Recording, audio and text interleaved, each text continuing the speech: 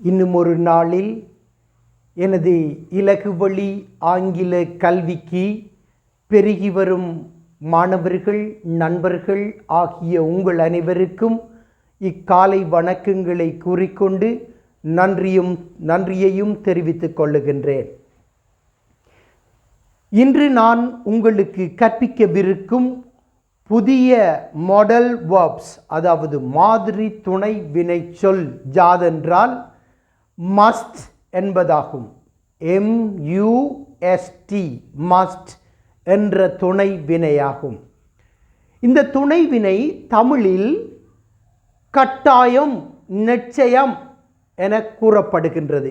தமிழ் அர்த்தம் யாதென்றால் கட்டாயம், நிச்சயம் என ஒரு காரியத்தை வலியுறுத்தி கூறுவதற்கு நிச்சயம் செய்ய வேண்டும் அல்லது நடைமுறைப்படுத்தப்படல் வேண்டும் என்ற ஒரு செயல்பாட்டுக்கு இந்த மஸ்ட் என்ற துணைவினை ஆங்கில இலக்கணத்தில் பிரதானமான வினைச்சொல்லின் V1 வடிவத்தோடு சேர்ந்து பாவிக்கப்படுகின்றது. என்னை பொறுத்தவரையில் இந்த மஸ்ட் என்ற துணைவினை ஆங்கிலத்தில் பெரிதும் பேச்சு வழக்கிலும் சரி, எழுத்துருவிலும் சரி அதிகமாக பயன்படுத்தப்படுகின்றது என கூறுவதில் நான் தெளிவாக உள்ளேன். நான் கற்பித்து வரும் மற்றைய காலங்களின் துணைவினைகளை எடுத்துக்கொள்வீர்களானால் கேன் என்ற துணைவினையும் have to, has to என்ற துணைவினையும் must தற்பொழுது கற்பிக்கும் இத்துணைவினையும் மிக அதிகமாக பேச்சு வழக்கில் அல்லது எழுத்துருவுக்கு பயன்படுத்தப்படுகின்றது.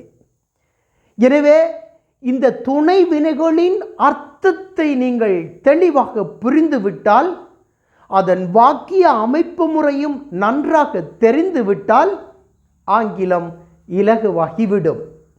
இந்த துணைவினையான மஸ்ட் என்பதற்கு ஒரு விசேட குணயியல் யாதென்றால் நிகழ்காலத்திலும் வாக்கியங்களை உருவாக்க வல்லது, எதிர்காலத்திலும் வாக்கியங்களை உருவாக்க வல்லதாக இருக்கின்றது. ஆகவே இந்த மஸ்ட் என்ற துணைவினை கொண்டு நாம் வாக்கியங்களை எப்படி உருவாக்க முடியும், எப்படி பேச முடியும் என நீங்கள் புரிந்து கொள்ள முதலாவதாக வாக்கிய அமைப்பாட்டு வாய்ப்பாட்டு முறையை அவதானித்துக் கொள்ளுங்கள். முதலில் எழுவாய் சப்ஜெக்ட், இரண்டாவது மாடல் வேர்ப்ஸ் ஆகிய இத்துணைவினை மஸ்ட், அதற்கு அடுத்தது பிரதானமான வினைச்சொல்லின் V1 வடிவம், V1 முதலாவது வடிவம், அதற்கு அடுத்தது ஆப்ஜெக்ட் எழுவாய் வடிவமாகும்.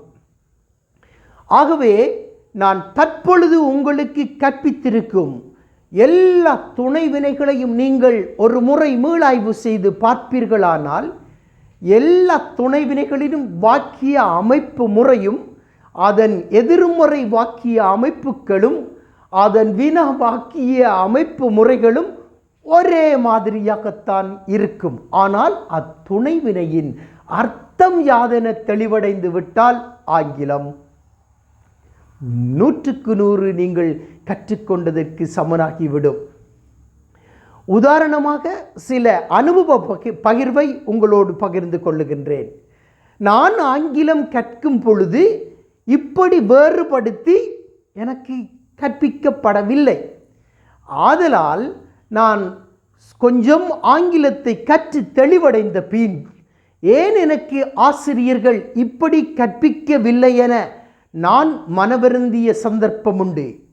ஆகவே அந்த சந்தர்ப்பத்தில் நான் நினைத்து கொண்டது யாதென்றால், நான் கற்பிக்கும் மாணவர்கள் இலகுவாக ஆங்கிலத்தை கற்றுக்கொள்ளும் விதமாக நான் கற்பிக்க வேண்டும் என்று கருத்தை நான் எனக்குள் பதித்து கொண்டதினால்தான் இவ்விலகுவழி ஆங்கில இலக்கணத்தை உங்களுக்காக நான் தரவேற்றம் செய்கின்றேன்.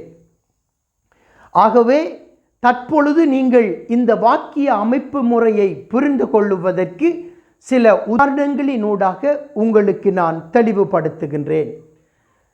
ஐ must go to Mannar today. நான் கட்டாயம் இன்று மன்னாருக்கு போக வேண்டும். இதனை எதிர்கால வடிவத்தில் பயன்படுத்தி கூற முனையும் பொழுது I must go to Mannar tomorrow.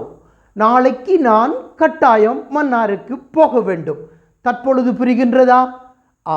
இன்னும் உதாரணங்களாக I must celebrate his birthday today.